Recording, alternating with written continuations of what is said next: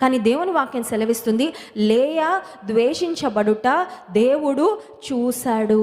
ఈ రాత్రికాల సమయంలో నీ యొక్క ఆంతరంగిక జీవితంలో, నీ పర్సనల్ లైఫ్లో, నీ సీక్రెట్ లైఫ్లో, నీ యొక్క ప్రైవసీలో whatever is happening within you, నీ లోపల ఏం జరుగుతుందో ఎవ్వరికి తెలియకపోవచ్చు.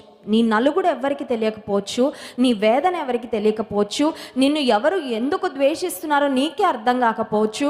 కానీ నీవు బాధించబడుతున్న పరిస్థితిలో ఉండొచ్చు. లేయా ద్వేషించబడుటను చూచిన దేవుడు నీ పరిస్థితిని కూడా ఆయన చాలా స్పష్టంగా చూస్తున్నాడు. హల్లెలూయా.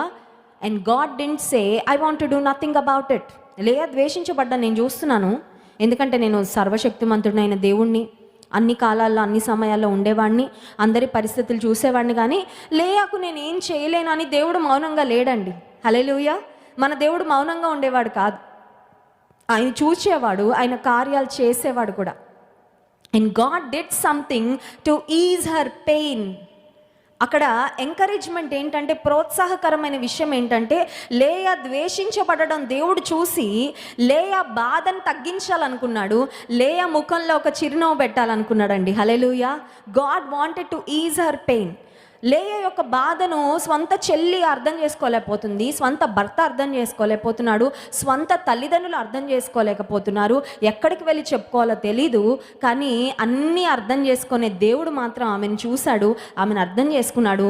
నీ బాధ ఎలా తీరుతుందని నువ్వు అనుకుంటున్నావు కదా లేయా, ఈ కష్టాల నుండి ఎలా బయటపడతావు అనుకుంటున్నావు కదా, నిన్ను ఎలా సంతోషపెట్టాలో నాకు తెలుసు. I know how to cheer you up.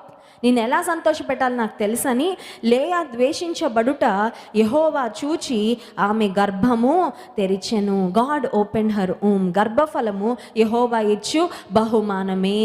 దేవుడిచ్చే ఆశీర్వాదము గర్భఫలం అయితే దేవుడు లేయాను జ్ఞాపకం చేసుకొని ఆమె గర్భాన్ని తెరిచాడు అనే మాట